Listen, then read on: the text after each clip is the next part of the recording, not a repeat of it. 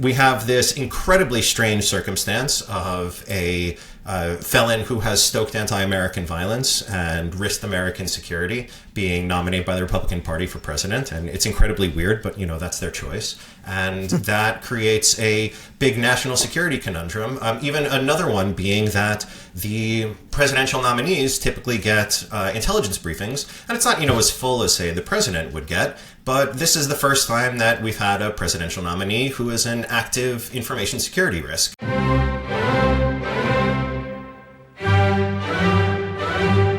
Welcome to Beg to Differ, the Bulwark's weekly roundtable discussion featuring civil conversation across the political spectrum. We range from center-left to center-right. I'm Mona Charan, syndicated columnist and policy editor at the Bulwark, and I'm joined by our regulars, Damon Linker, who writes the Substack newsletter Notes from the Middle Ground, William Galston of the Wall Street Journal and the Brookings Institution, and Linda Chavez of the Niskanen Center. Our special guest this week is Professor Nicholas Grossman. He teaches international affairs at the University of Illinois, and he is a senior editor of ARC Digital. Welcome, one and all. Well, I'd like to begin this week with a discussion about the campaign that we have been seeing. And I want to play a short clip from one of Donald Trump's, the only rally that he did this week. This is from Ohio. Please rise for the horribly and unfairly treated January 6th hostages. You see the spirit from the hostages, and that's what they are, as hostages. The first day we get into office, we're going to save our country, and we're going to work with the people to treat those unbelievable patriots. Unbelievable patriots, Linda. Now, this was one of the more obvious, outrageous things that Trump said during the rally. There were many others that he has said during the course of the week, and yet we found ourselves wrapped around the axle over the one word that he used, namely bloodbath. I have some views about that, but I'd be interested in hearing you. Do you think the reaction... Well, what did you think of, first of all, the way he is introducing his rallies now? By the way, obviously, that was written by none other than Donald Trump himself. The horribly, unfairly treated, anyway. Right. And you can't imagine him sitting at a computer and writing anything. So I guess it's speech to writing. He's using some AI to turn his crazy, long, meandering speeches into text. Look, I think it was a horrifying spectacle. If I had every reason in the world to vote for Donald Trump, which of course I don't, but if I did, and I saw and heard that, I would turn around and change my mind. I mean, we are talking about a man who is elevating convicted criminals, people who have broken criminal laws and are serving sentences for having beaten police, for having taken police weapons and used them against them, for having bear sprayed the faces of police, leading not only to injuries, but at least in terms of one of the officers present, may have led to a stroke which caused his death the next day. This was horrifying. Talk about the rule of law. I mean, it sows such disrespect for our judicial system. These are people who were tried, for the most part, some of them had plea deals, but for the people who were actually in jail, most of them were tried by juries of their peers. And they are serving their sentences because what they did was not just a physical assault on the U.S. Capitol. It was an assault on the Constitution, assault on our way of life. And to elevate these people, to call them patriots, is terrible. As for the bloodbath, if he doesn't win, I mean, this notion that was only referring to, a bloodbath in Detroit, in the auto industry, it's going to mean, that if Trump is not elected, we're going to be able to buy Toyotas and Hondas and lots of other kinds of vehicles and pay a market price. As opposed to the 100% tariff that Trump proposes. Right, yes. opposed to the 100% tariff. I mean, he's going to double the price of automobiles that are popular in the United States. By the way, these are automobiles that have plants in the United States. They may have some of the work done in a place like Mexico and have some then shipped into the United States. But this is really crazy. And there's no question that term bloodbath was much broader than what would occur in Detroit in the auto industry if we had Joe Biden reelected. He's talking about, particularly since it falls right in the, right after, this invoking of patriots who stormed the Capitol. He's talking about a hot civil war. Maybe it'll only be a guerrilla war. Maybe it'll only be a few thousand people. But he's talking about blood in the streets. This is horrifying. It is disqualifying. I don't know how any right-thinking individual who believes in the rule of law could support this man after that speech. Nick, some people say, well, hang on. He was clearly talking about the auto industry. He frequently is kind of incoherent in the way he strings words together. Yes, he did say, it'll be a bloodbath, and that'll be the least of it, which tends to suggest that he meant a broader outbreak of violence than just a metaphor about the auto industry. But because it was ambiguous, it gave the Trump explainers the opportunity to jump in and say, you see, they're distorting what he said, they're misrepresenting him. Therefore, respond to this, if you will, it was unwise to focus so much fire on that one little phrase when there is a cornucopia of things that he has said and done just in 1 week that should alarm and horrify any right-thinking person. Your view. Right. I think the important thing is the larger context that people tend to get maybe wrapped around a single word. And this is partially a trick that apologists and defenders like to do of it seemed almost like we're standing in front of this burning forest and arguing over whether one tree's bark is properly described as tan or brown. It's, okay, maybe we can debate that, but it doesn't really matter. What matters is that the whole forest is on fire. And Trump has stoked and encouraged political violence since he first came on the scene in 2015, or at least when he starts running for office, with things like encouraging people to beat up protesters, to be violent against journalists, to promising, if you get too rough, I'll pay your legal bills. And that is so encouraging people to be violent. And with the opening with that, January 6th, with defending the January 6th attackers, is much more serious than the bloodbath thing alone. And when you put them in context, I've heard, of course, bloodbath as we're going to lose a lot of money. The industry will be wiped out or something like that. And you know what? Fine. So let's be really generous and say it was totally and entirely about economics, nothing else.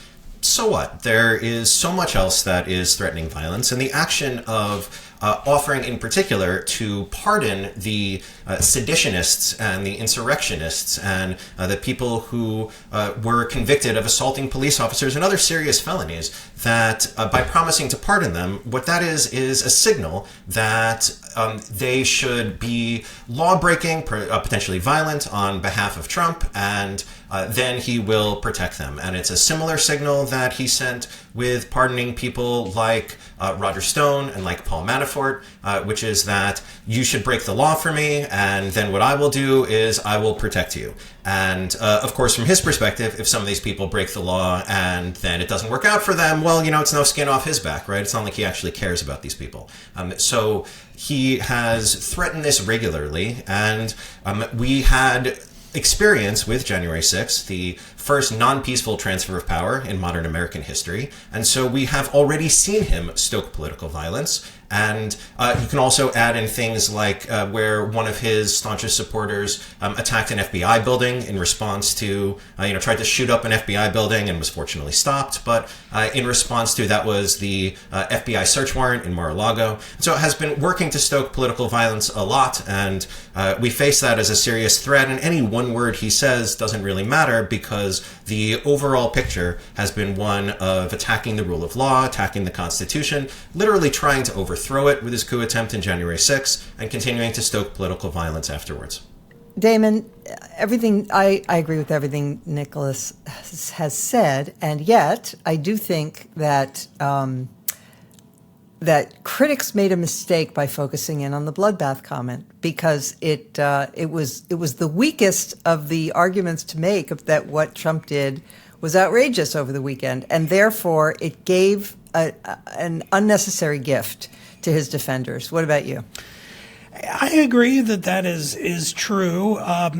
There is something about the dynamic of a rabid populist like Donald Trump that requires the defenders of the rule of law and normal procedures of liberal democracy have to somehow behave even better than normal. They have to demonstrate that they are not subject to the same extreme tendencies toward undermining high principle for the sake of base self-interest. Because the line of Donald Trump and other populists is nobody has higher motives. Nobody does things for their own sake because it's just the right thing to do. They simply use that as a cover to conceal their own baser, self-interested motives. And I, at least, am honest enough to admit that. The others are faking it. So if the other side... He doesn't say he's honest, though. He never says that. Well, I think certainly when he was first running, he did say things along those lines. That essentially, I'm the one who will tell you the truth about how corrupt everyone is because I'm in there and I'm corrupt too, and I know how it works. I at least will admit it. Yeah, I guess so. But since then, it's all been about I'm the martyr here, and I am being persecuted on behalf of the great unwashed. But anyway, go on. Sure. I mean, my only point in answering your question of where I come down on this will be to admit that, yes, he has plausible deniability. If you listen to George Wallace's speech at Madison Square Garden before the 1968 election, you will hear Wallace doing exactly the same thing. Goading the cops, who are trying to keep order in the mayhem and the melee of there, and then outside on the street, using everything he can rhetorically to whip the crowd into a frenzy of outrage, but in such a way that he always has plausible deniability that, I didn't say that they should actually rough that guy up. It was a metaphor. It was a rally. What do you expect?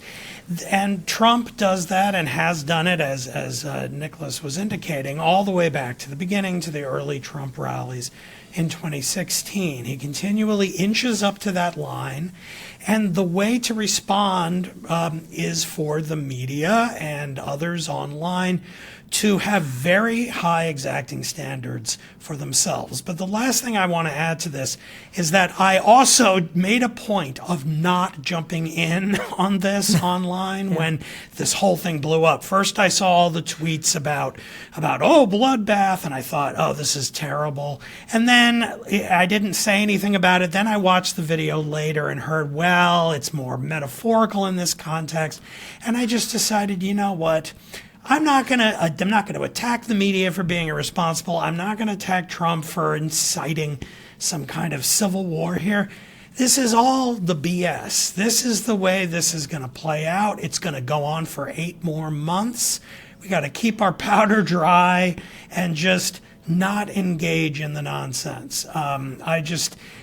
We've been through this now for so long. I'm not only just exhausted by it, as so many commentators say, But there's a way in which, if you play by the rules of this game, you're somehow brought down by it. Even if you stand on high principle and say the media should do better, yeah, okay, but that's also what Trump wants you to say.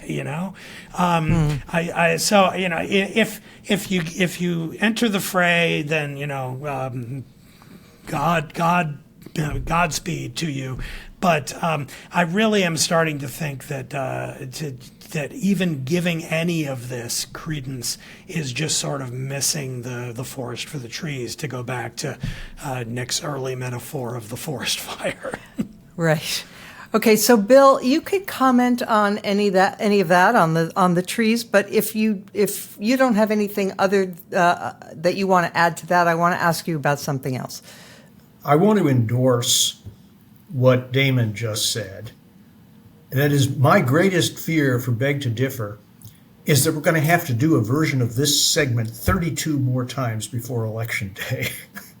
That prospect appalls me, because we know with, as John McLaughlin used to say, metaphysical certainty, that Donald Trump cannot go through a day, let alone a week, without saying something that shocks the conscience, and violates morality, whether Christian, Aristotelian, or natural, right? It's, it's just as certain as that. And the more we dissect the outrages of the week, I mean, the more we're playing into his hands in a way, because I don't think we can say anything new about him.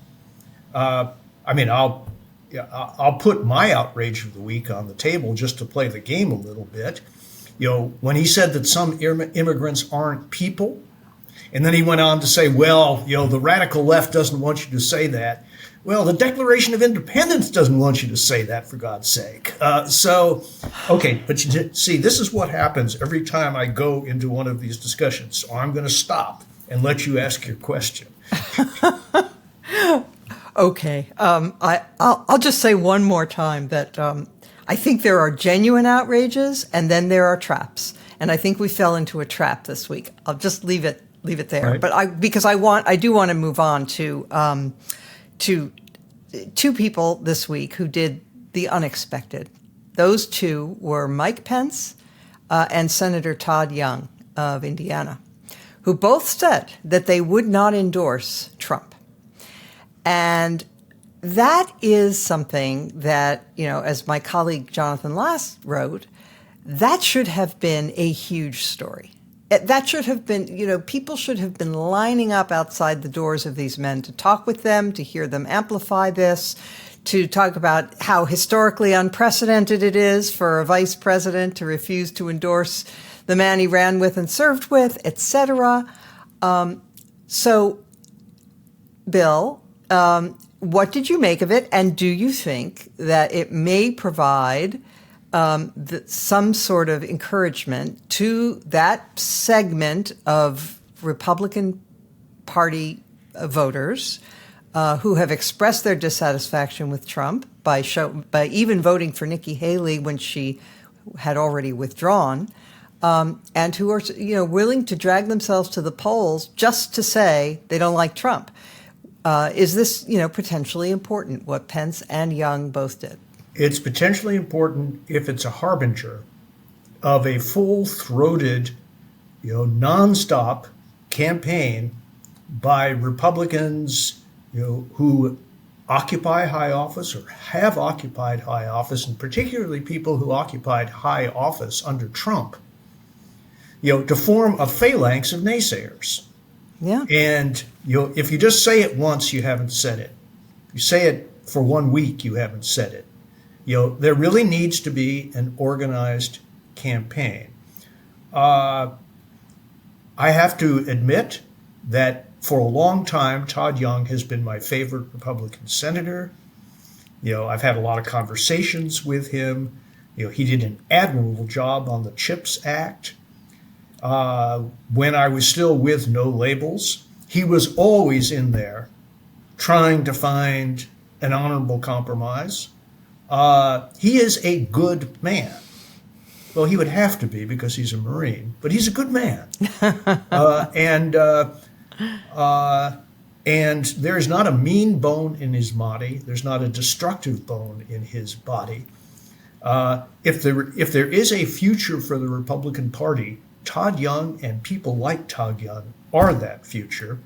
Or should be. Maybe they aren't. Yeah, but I have to say that given the demographic shift, the profound transformation of the Republican Party under Trump, I think people who want something that isn't Trump, but something that simply doesn't simply harken back to Reagan either, I think it's going to be a long process of reconstruction, much longer than a single presidential cycle. Linda, let's talk money. You ran for office. You know a little bit about raising money to run for office. For our younger viewers and listeners, Linda ran for Senate in the state of Maryland. What year was that? 1986. So we have seen. So Donald Trump is having serious money problems. He has announced that he cannot secure a $454 million bond to cover the fine that was assessed in his civil fraud trial. He did come up with the $90 million bond for the sexual abuse case, but he's having troubles. And it isn't just that he has these enormous personal debts, which by the way, ought to worry us because somebody who's that desperate for money, seeking high office, should set off alarm bells, especially this one.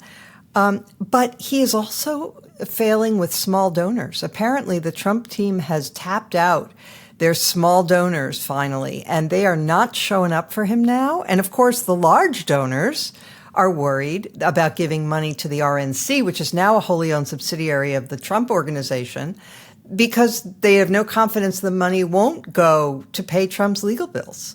So if Bill Galston's plan to amplify the comments of people like Todd Young and Mike Pence is to be implemented, they have the money. Might make a difference, possibly, right? Right, and there are groups like the Republicans Against Trump that are in there trying to play their role. Mona and I know a little bit about this.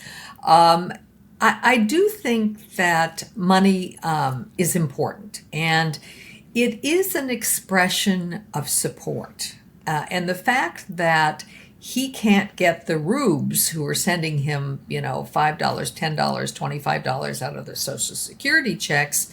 And then it turns out he's spending that money not even on his own election, but on paying legal bills. If they've decided, maybe I can use that money on something else, and are not giving it to him, that indicates a weakening of support. They will still vote for him. It's true.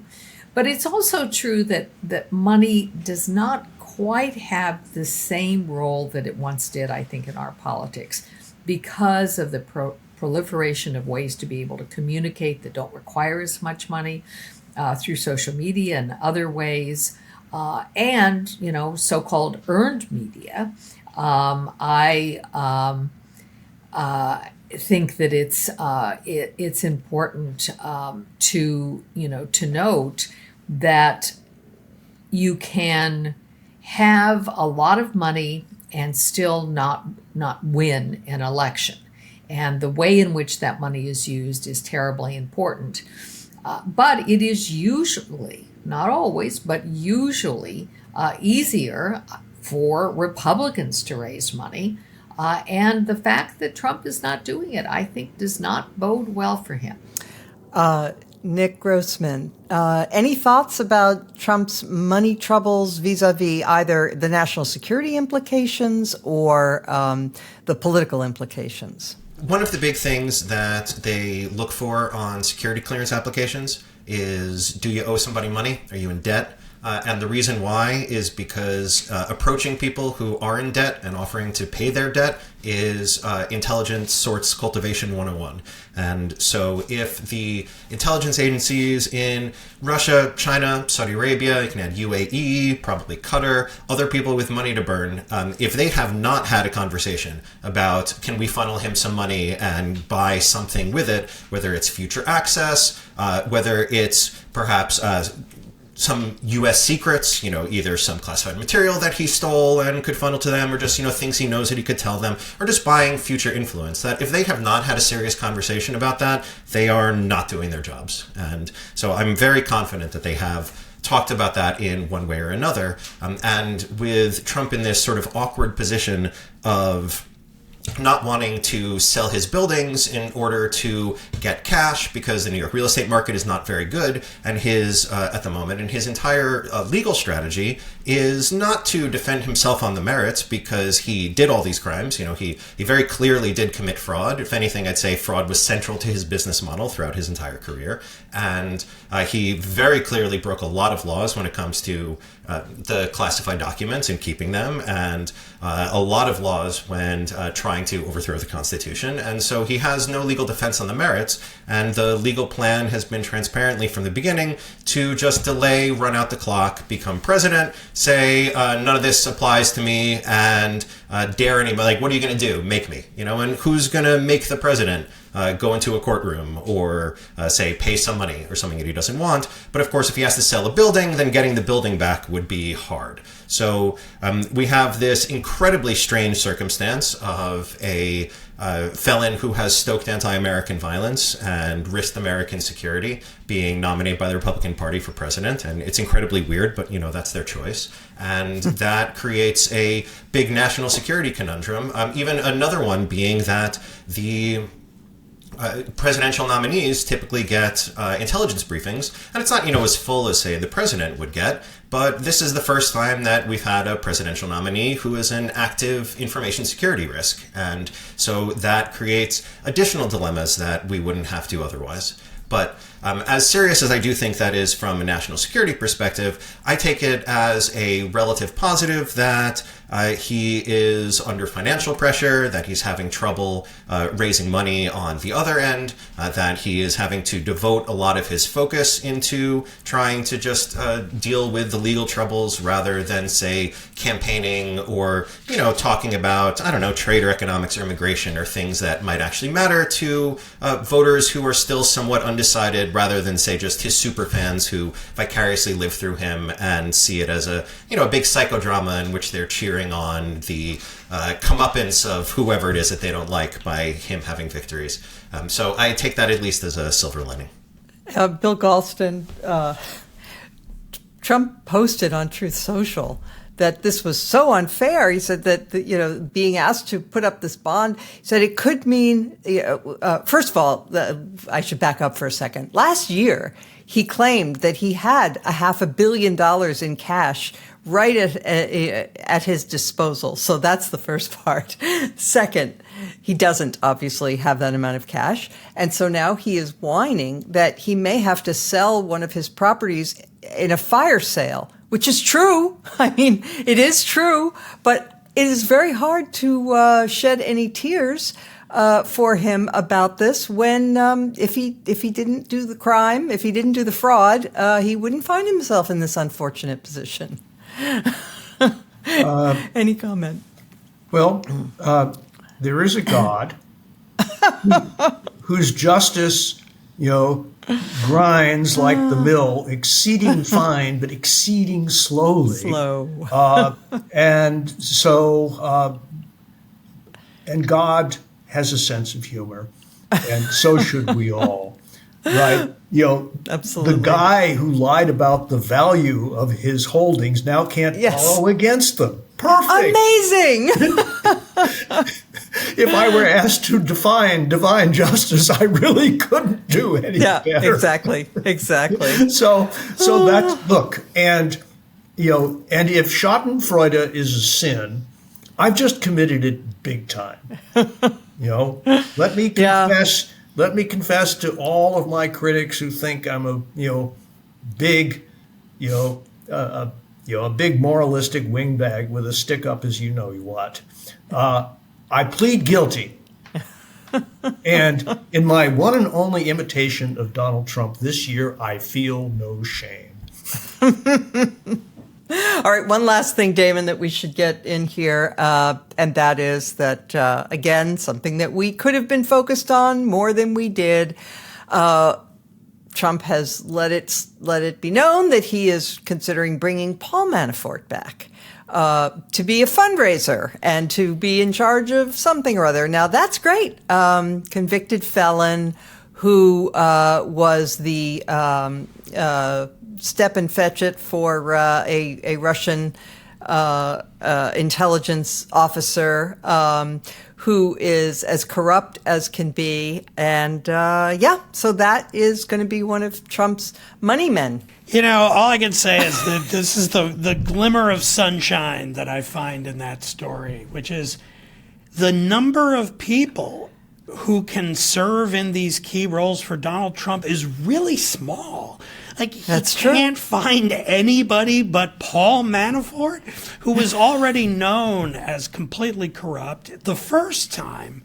And that was before he got sucked up into the Mueller investigation and everything else and had to be pardoned by Trump. I mean, this is a guy who he's like the bottom of the barrel, that he's still kicking around, looking to make a little dough, in these kinds of roles is really astonishing. So we've got him, we got Roger Stone, Steve Bannon's hanging out. It's like the greatest gallery. hits of Scumbag of the Year award. And Yep. and these are the people who are going to be hanging around the White House again if he actually manages to win. So, all right, sure, yeah, bring Paul Manafort back, bring even more legal scrutiny down on yourself and your campaign and everything else. If that's the best you can do, Don, go right ahead. I'm eager to watch how it all unfolds here. But, the one thing that is serious about Manafort is his ties to Russia and to Putin, and the fact that there's a reason why, even on the relatively short list of corrupt lackeys who would be helping Trump at the highest levels, Manafort's a guy who has the right connections for someone like Trump, and he's probably very eager to have him back in the fold for that reason. So Precisely. Yeah, let's just remember that Manafort was working for the Kremlin-linked leader of Ukraine, previous to Zelensky, a guy who got thrown out by the Ukrainians exactly because he was Putin's lackey. So great. So that's just wonderful. All right, let's let's just have a word from one of our sponsors, and then we will turn to our next topic. Eating better is easy with Factor's delicious, ready-to-eat meals. Every fresh, never frozen meal is chef-crafted, dietitian approved, and ready to go in just 2 minutes. You'll have over 35 different options to choose from every week, including Calorie Smart, Protein Plus, and Keto. Also, there are more than 60 add-ons to help you stay fueled up and feeling good all day long. What are you waiting for? Get started today and get after your goals. They also provide pancakes, smoothies, and more. There's a wide variety of easy options for every meal of the day. There's no prep, no mess meals. Factor meals are ready to heat and eat, and so it's very easy, no cleanup. My husband has been grabbing these and taking them to work. He pops them in the microwave and says they are delicious. So that is a personal endorsement from a picky eater. Actually, he's not that picky. But anyway, he really liked them. Factor is the perfect solution if you're looking for fast, premium options and with no cooking required. So head to factormeals.com/begtodiffer50 and use the code begtodiffer50 to get 50% off. That's code begtodiffer50 at factormeals.com/begtodiffer50 to get 50% off. We thank them for sponsoring this podcast. All right. Let's turn now to what is happening with Israel and Gaza. We had the Majority Leader, Senator Schumer, give a speech about Israel's leadership, where and it was a very careful speech, I would say, but he did recommend that Israelis vote for new leadership. And so obviously that's been very controversial. And we've also seen Netanyahu address the Republicans in a closed-door session, Republican senators, but not Democratic senators. And arguably, Nick Grossman, this repeats a bad pattern with Netanyahu, where he has been willing to kind of play U.S. politics very aggressively and try to make it, Republicans are for Israel and Democrats are not, which is a dangerous thing, it seems to me, for an Israeli leader to do, considering that he does have many friends on the Democratic side of the aisle, and he needs friends on the Democratic side. What do you think? So I think that's right, and that Netanyahu in particular made a very serious strategic mistake at this point, I think 11, 12 years ago, when he accepted a Republican, so it was a congressional Republican invitation that went around the White House to basically go and address Congress and say why U.S. foreign policy was bad. This was when Obama was president. When Obama was president, right, and it was over the Iran deal. And certainly, makes sense for Israel and its leadership to have opinions about any sort of, certainly something as high profile as Iranian nuclear program and U.S. diplomacy with Iran. Him expressing that would have been fine. Going around the White House explicitly and giving a partisan speech to Congress was something I remember thinking at the time that this was just a really bad, unnecessary error, in that Israel's security has, for at this point, decades been supported both in terms of things diplomatically, internationally, like, say, vetoes of anti-Israel resolutions at the United Nations, and with military cooperation, with direct aid, all those things, has largely been a bipartisan thing inside the United States. And Netanyahu's not the only factor that has made it increasingly more partisan, but he has contributed to that significantly. And for things like, not only had, he at multiple times intervened in U.S. politics, or at least, intervened is maybe too strong of expressed his opinion, kind of directly participated within a U.S. political frame, not just commenting from afar, but he also had staked, so much of his prime ministership on his ability to provide security, and that with October 7th failed as egregiously as probably any leaders failed at any point, especially any leader in Israel's history, especially given that they had warnings from Egyptian intelligence and disregarded them and instead stayed focused on things in the West Bank as opposed to worrying about Gaza. And then the conduct of the war that does not seem to have a clear plan after, has had loose rules of engagement that have resulted in more humanitarian suffering, more civilian death than would be necessary, even in looking at as the war effort itself being justified by October 7th and Hamas's attacks. So all of this combined, I thought that Schumer's speech was quite good, and that he is right in that the Netanyahu specifically and his far-right coalition has been bad for Israel and is continuing to be bad, and makes it a lot harder for the United States to continue supporting them, including by Netanyahu's efforts to play partisan politics in the U.S. And that with especially looking at younger generations being more negative about Israel, and more critical of it, that over time this is getting worse and worse for them, and in many ways he doesn't really have anybody but himself to blame. So at least he has many contributions that he could have avoided, and that the idea of saying a country that is actively providing you with billions of dollars in military aid can't comment on your domestic politics when you have been commenting on our domestic politics is just, on top of everything else, obnoxious, and he's wrong. Linda, there are reasons that distributing humanitarian aid has been challenging. One of the problems is that Israeli soldiers are afraid of putting their own lives at risk in distributing aid. They're afraid of being kidnapped if they are, unguarded and in charge of distributing aid. On the other hand, Netanyahu has to realize that images of starving Palestinians that are filling the screens of people all over the world are unsustainable in terms of Israel's global reputation.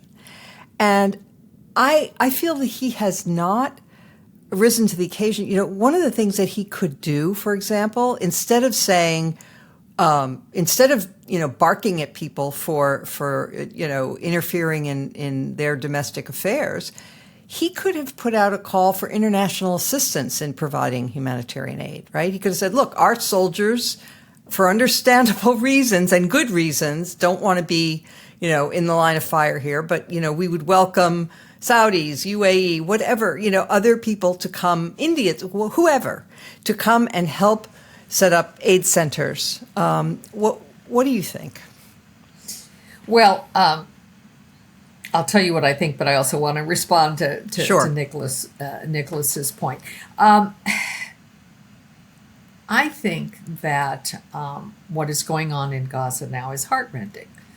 There are children who cannot, get enough food, who are being killed in military operations. I don't question that Israel has the right to go in and root out Hamas, and as I've said many times on this show, it could end tomorrow if Hamas would simply declare that they are, going to give up And release the hostages. They're not doing that, and release the hostages. And they use civilians as a human shield, and they have always used civilians. True. There was a one raid, I believe, into Al Shifa, the hospital in northern Gaza, where, again, a top Hamas official was, in fact, there. And Israel, in order to get him, went in and he was killed. But, that aside, I do think that it would be helpful if Biden was able to persuade Netanyahu to try to set up some third party that would help in the distribution of aid. But I can also understand why Netanyahu might be suspicious of the Saudis and others going in, and what that would do in terms of the future. But I do want to respond back to what Nicholas said, and that is, I think Schumer was wrong to give the speech that he gave. The fact that Netanyahu has behaved badly in the past is not an excuse for Schumer to do it. I think it's very dangerous particularly when an ally of ours is at war, to go out and to give a speech essentially calling for that person to be ousted, which is, he didn't say that precisely. He wanted elections after hostilities cease, but the idea was that it would replace the current government.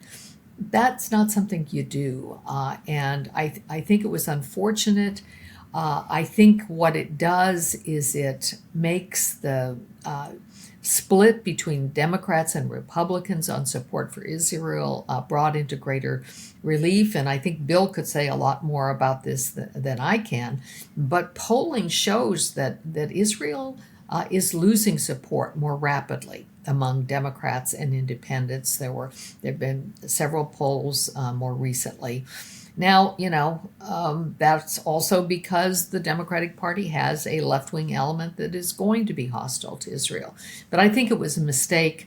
I think now Netanyahu is going to be invited to give a speech to a joint session of Congress. Schumer has already said that he would not oppose that. That's the kind of thing you do for allies, and let him make his case, not in a partisan way, but before the public. And don't us get involved in telling when Israelis should or should not remove a democratically elected. I mean, we can do that as pundits. I'd like to see Bibi gone tomorrow, but that's a very different thing than the top Democrat in the Senate saying it. Nick, you wanted to respond briefly? Yes, thanks. So I agree with that as the normal way to do things. So I think you're right, and that but Schumer doing it was a sign of how incredibly frustrating the normal way of doing things has been, how much the current Israeli government has thwarted various American efforts in the process. And I don't mean things of, telling them, for example, to, just give up and leave Hamas in charge. Nothing like that. The Biden administration certainly hasn't done that. But taking it as...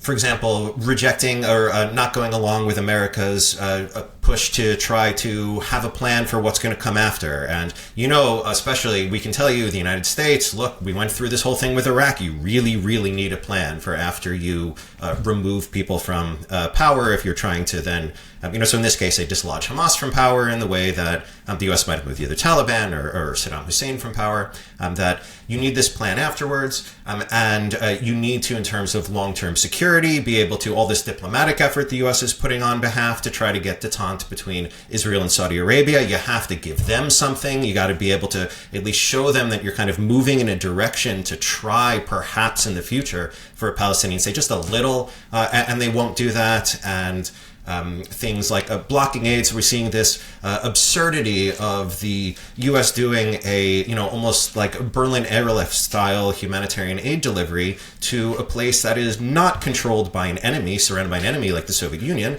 but controlled by one of America's close international partners. And that what Schumer's speech reflected. So, I would almost always I would have agreed with that, but that reflected this just being fed up and kind of frustration of trying that normal way of doing business over and over again and it not yielding success. And that in particular, Israel should take very seriously that Chuck Schumer, of all people, that a staunch supporter of Israel, of somebody who a prominent Jewish American, of somebody who is openly about it, of where even in all the inflection on things like I'm Jewish, I grew up in New York, I appreciate, it's like very much a New York Jew, and I get I feel represented in that way, whether I agree with him or not, but in Congress. And so he is exactly the sort of diaspora Jew that would be in general supportive and has been supportive of Israel so much. And for him, of all people,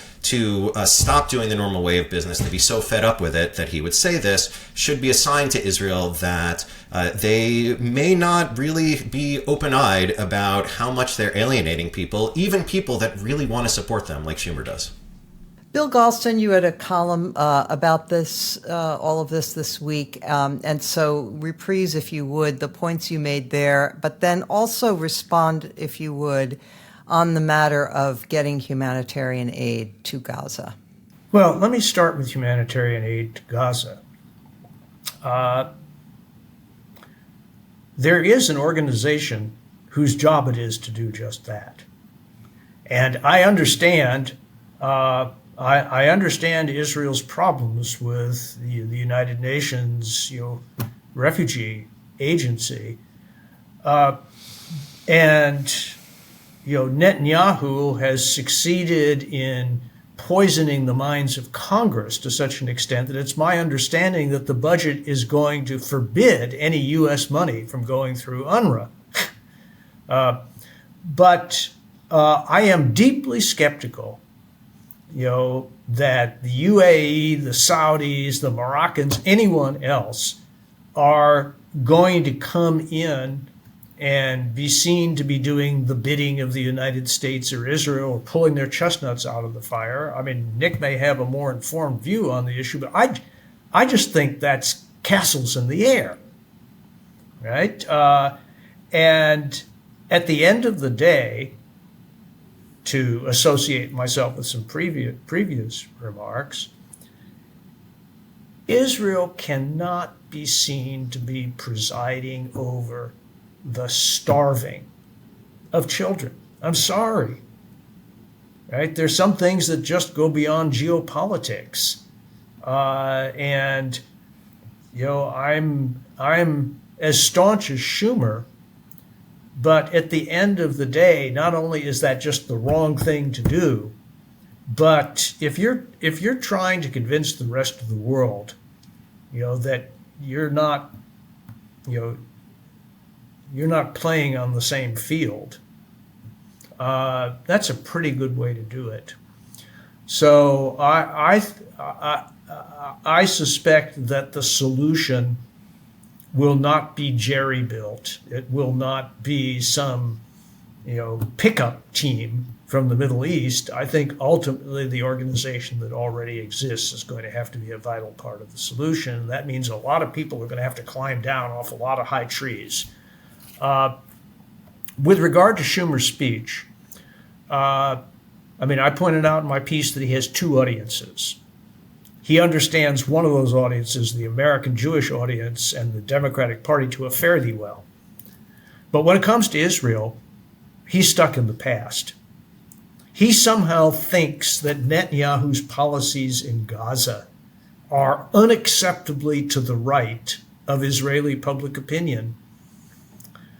I've reluctantly come to the conclusion that I know more about Israeli public opinion than Schumer or his staff people do, because I can tell you they don't want Netanyahu to stay in office, but they do not object to what he's doing in Gaza. Not any of it. Right? And 85% of the Israeli people, at least the Jews, the Jewish Israelis, want the IDF to go into Rafah and finish the job. It's as simple as that. And remarkably, and I say this with no pride in my own people, about 2/3 of Israelis are indifferent to the question of whether humanitarian aid gets delivered to Gaza. But these are facts about where Jewish Israelis have been driven as a result of the attack of October 7th, which I think was a shattering experience psychologically. We're not just talking about geopolitics here. We're talking about a traumatized people that was convinced first by the left in the last 2 decades of the 20th century, and then by the right in the first 2 decades of the 21st century, that either the left or the right had a formula for the security of the Jewish people in Israel. And it turns out that both of those formulae were wrong. People don't know where to turn now, but the first thing they want is a baseline of security that they believe can only be achieved through the destruction of Hamas. Not every last member of Hamas, but certainly the destruction of Hamas as a possible governing force in Gaza. And so Schumer's speech, I can report with absolute certainty, has fallen on completely deaf ears among the Israeli people, let alone the Netanyahu government.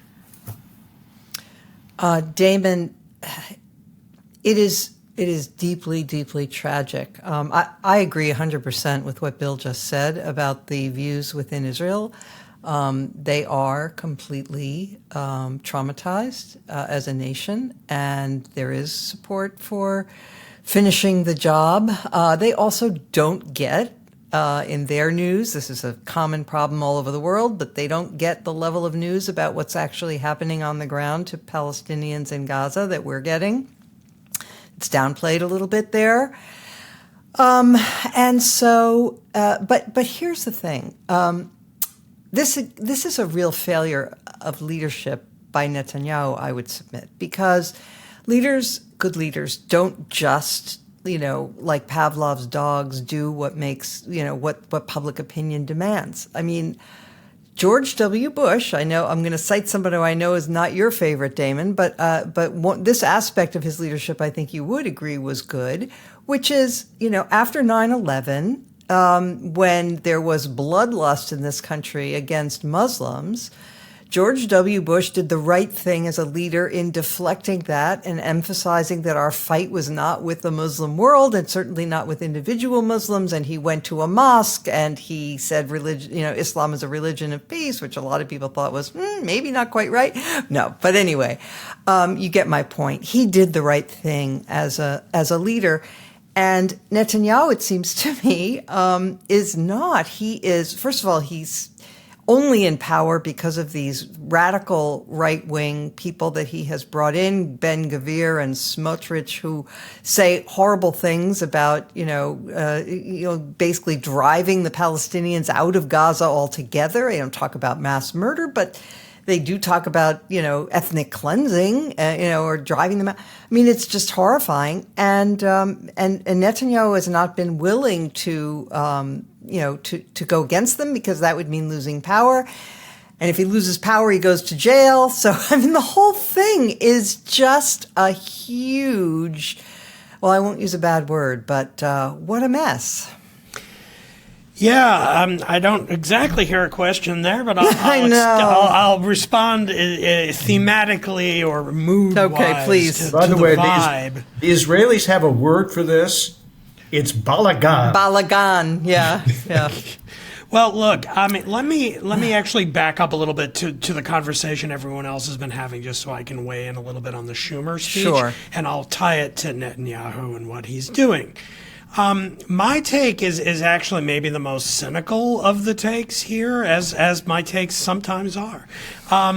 I think Schumer's speech was entirely about base maintenance for the Democratic Party in this country. So much so that, given Schumer's very long track record of staunch support for Israel and close ties to Israeli government officials and so forth, this is decades of relationships here. I would be shocked if he had not given a call to Benjamin Netanyahu before his speech and warned him about it and said, look, I am covering bases here for my party. Biden is supporting you as much as he can manage. It's hurting us as we head into re-election with the left wing of our party. We're in danger in certain states like Michigan because of it, because of the Muslim population there that is not on our side. And I have to do a little lifting here to try to hit back. And how can he do it?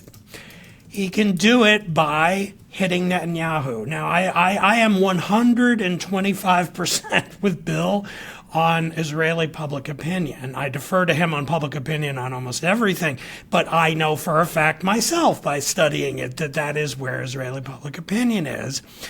And I find it inconceivable that Schumer himself does not know that. He knows that every plausible successor to Netanyahu agrees 100% with Netanyahu's policy in Gaza, and that it will make no difference. It therefore is completely non sequitur to posit that he thinks, first of all, that if he says mean things about Netanyahu, that will actually contribute to him leaving power? No, he's a smart guy, and he understands dynamics that actually it's possible it's going to get the Israeli voters' backs up, and they're going to actually maybe rally around him a little bit, and that therefore could help Netanyahu a little for a week or something. And he also understands that like saying that we need to get rid of Netanyahu to kind of make the war go a little nicer, he knows that also isn't accurate. And so I therefore conclude that I think this was purely about, let me throw some crumbs toward the left, as much as I, Chuck Schumer, staunch Israel supporter, can do, and that's say some critical things about Netanyahu. So now, but back to Netanyahu himself. Nick is saying we have a little chat going here as we do the show, and Nick points out that Bibi would prefer Trump and the Republicans.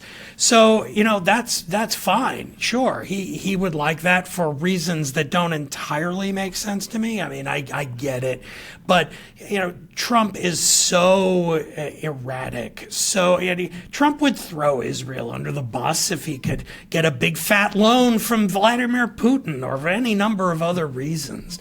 So, but yes, ideologically speaking, he's with the Republicans. He wants the Republicans in power to be his allies in Washington, even though the Democrat Joe Biden has done more than any president ever has to help.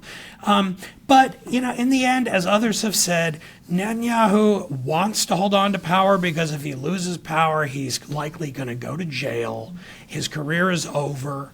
He'll lose in probably a very big landslide, and it'll be an ignominious end to a very long, storied career in Israeli politics. And as I think Bill has pointed out in some of our little chats here, it is also the case that he would, that if that were to happen, to avoid that happening, it just so happens that it perfectly aligns with what Israeli public opinion wants to happen, which is for the war to continue, and he's in power and prosecuting it. So for now, for these past 5 months, and for a little while longer, it seems, we move forward, and he remains in power. He stays out of jail and keeps fighting the war pretty much every Israeli wants to be waged.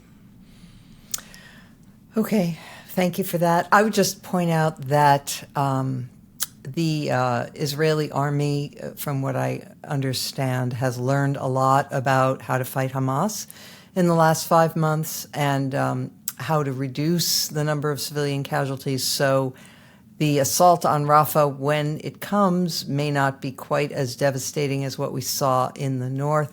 On the other hand, that doesn't mitigate the problem of, widespread food insecurity and even starvation in some instances. So, all right. Well, thank you. We will move on now to our final segment. But first, let's hear a word from Miracle Made. Did you know that your temperature at night can have one of the greatest impacts on your sleep quality? If you wake up too hot or too cold, I recommend you check out Miracle Made's bed sheets. Inspired by NASA, Miracle Made uses silver-infused fabrics and makes temperature-regulating bedding so you can sleep at the perfect temperature all night long. Using silver-infused fabrics inspired by NASA, Miracle Made sheets are thermoregulating and designed to keep you at the perfect temperature.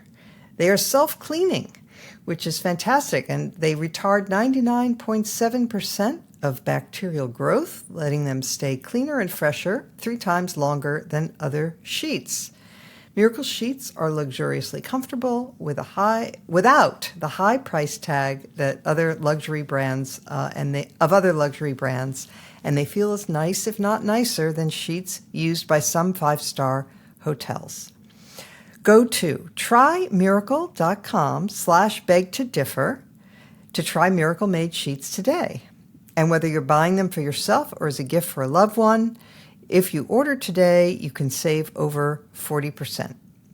Miracle is so confident in their product, it's backed by a 30-day money-back guarantee, so if you aren't 100% satisfied, you'll get a full refund. Upgrade your sleep with Miracle Made.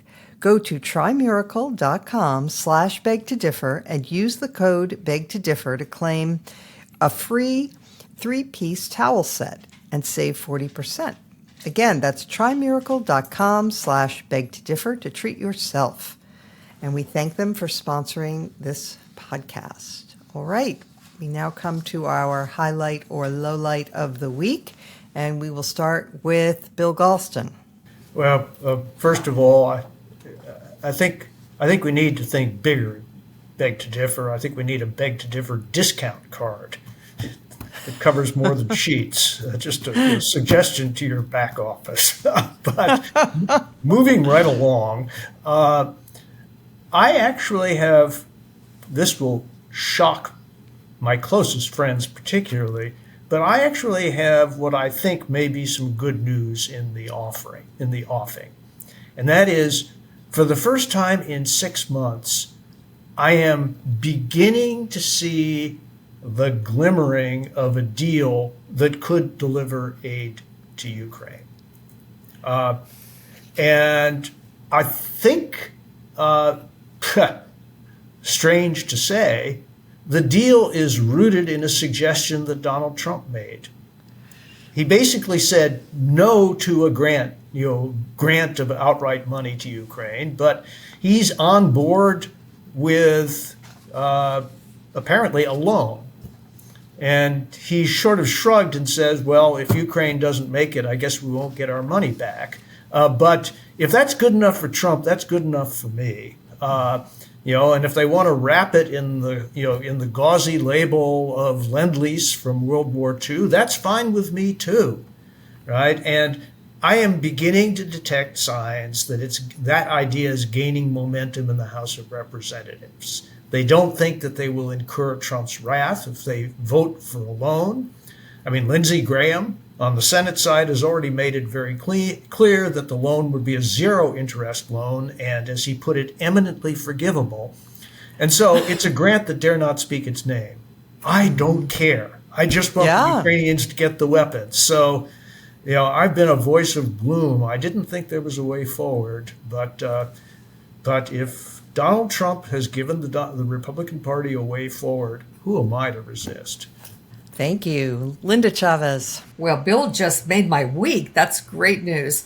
I have a little bit of good news followed by some bad news for our audience. The good news is that in the agreement to essentially fund the government, the spending bill that would fund the government, keep us out of having to shut down, there was an agreement to increase the number of special immigrant visas available to Afghans. Now, these are visas that are given to people who actually helped the United States in the war in Afghanistan. And there are only 12,000 included. The advocates who are pushing for this wanted 20,000. But they did get 12, and it's at least a step in the right direction. So that's a little bit of good news that I wanted to share. But the bigger story is the bad news at the Texas border. And I'm not talking about people flooding into the United States. I'm talking about the state of Texas, which is challenging the federal government for its role in governing immigration policy. There was a bill passed called SB 4, which basically made Texas capable of not only arresting undocumented people in the state, but essentially being able to deport them, even ignoring other immigration court proceedings that might be going on.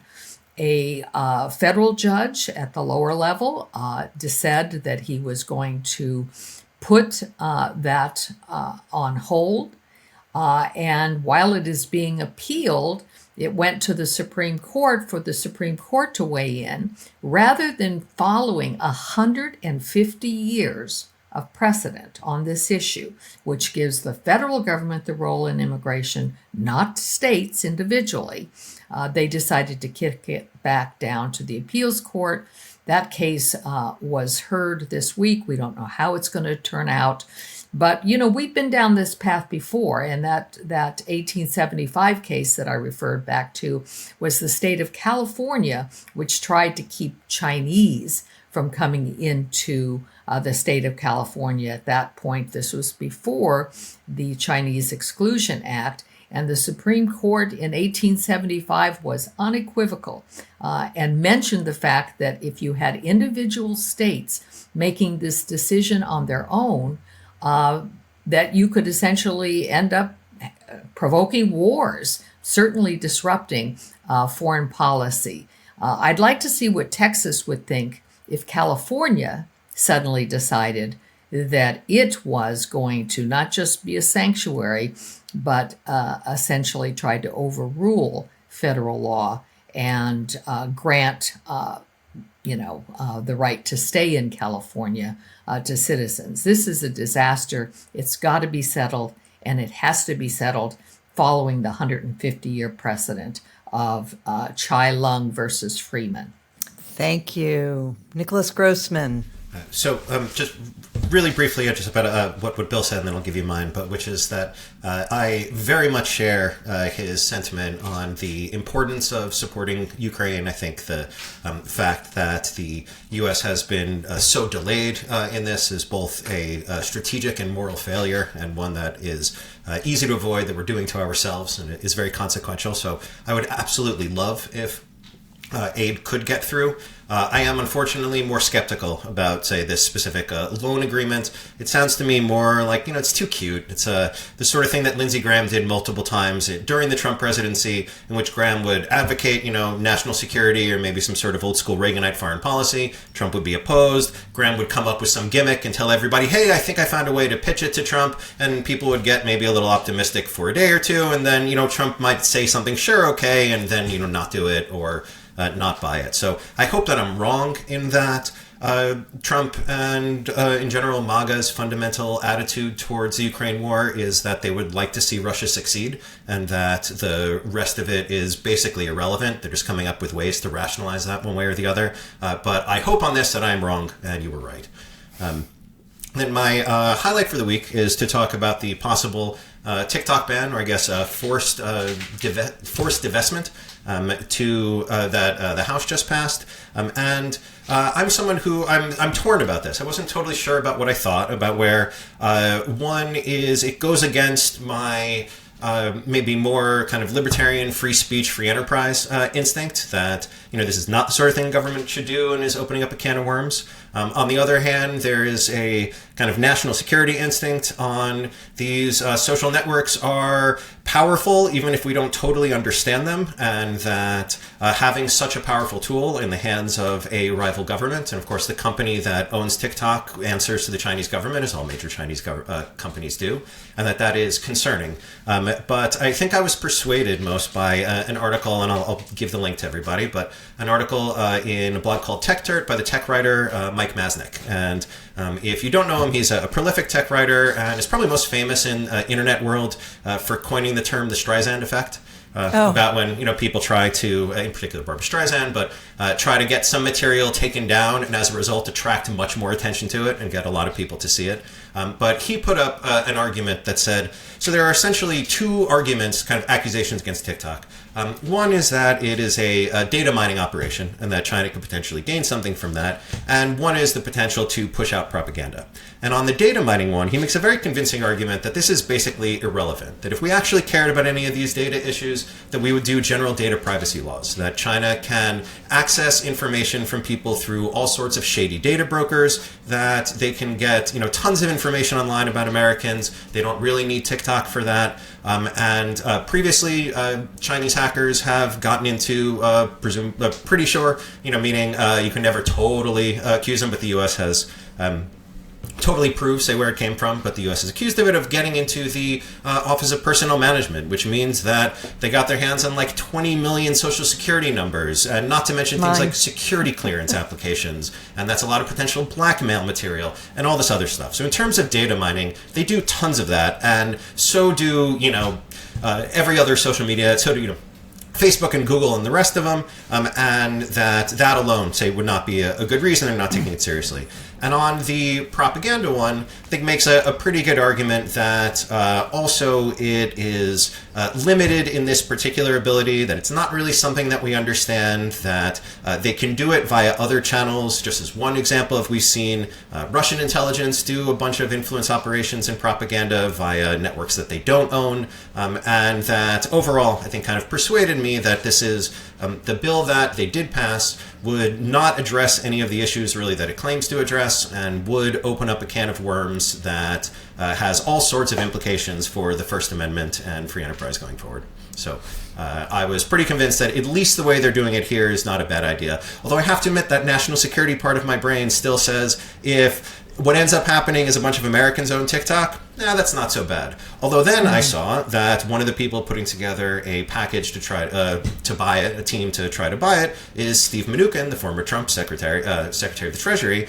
And if you ask me if we assume, say, that TikTok is a powerful, potentially influence operation propaganda network, if the Chinese government has that and is, kind of especially influencing the youth, or if a couple of far-right rich guys have that and are using that to influence the youth and the public, I don't know if that's necessarily better. Both of those seem bad. Well, we already do have a far-right influencer controlling Twitter, right. X. So we know what that's like. Yeah, the national security thing, though, it does disturb me about the Chinese ownership of TikTok. My understanding is they've already used it to elevate, for example, pro-Palestinian messaging on their site and downplaying Israel's side of the story. They have, they suppress things about Tiananmen and about, religious liberty in China, things like that. And you can easily imagine that if they one fine day decide that they're going to invade Taiwan, they would also be blasting out on TikTok all kinds of justifications for it. And some huge percentage of Americans under the age of 35 get a lot of their news from TikTok. So we may have to put up with Elon Musk because he's an American citizen, but we don't have to put up with the foreign ownership by a hostile government of TikTok. That's the pushback, I would say. Okay, Damon Linker.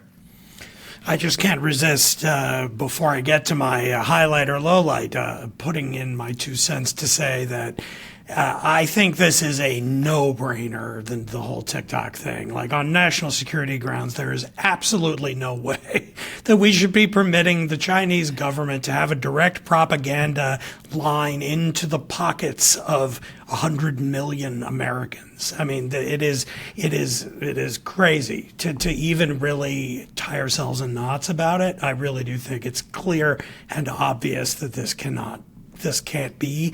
And I'll take 100 Steve Mnuchin ownership of social media companies over the Chinese Communist Party, especially, as Mona says, if they decide they're going to take Taiwan and then we have them manipulating public opinion within our country that will affect how we respond. It's intolerable. That's my view, at least. But I was never much of a libertarian. So my highlight or lowlight, I don't know whether it's a highlight or lowlight. I guess I will say it's a highlight because anytime you discover beautiful writing that moves you and touches you deep down inside, that's a highlight. This is an essay that the author David Frum, who is probably known to all of our listeners, he's been on the podcast as a guest many times. Many of us here, not myself so much, but I think many of the people on the podcast consider him a close personal friend. If you haven't heard, his 32-year-old daughter, Miranda, died suddenly, unexpectedly in mid-February. And he has now published an essay in The Atlantic about it titled Miranda's Last Gift. The gift is an adorable little dog, and you have to read the essay to find out how and why this dog is the gift, and the dog's role in the really just wrenching story of Miranda's death and how David and his wife, Danielle Crittenden, have been responding to it and coping with the unspeakable grief of her loss. So, again, for the sake of great writing and humanistic empathy, I very strongly recommend this essay. I hope everyone reads it with a box of tissues nearby. Thank you, Damon. David and Danielle are dear friends of mine, and I watched Miranda grow up, and it's just been wrenching. So highly recommend the essay.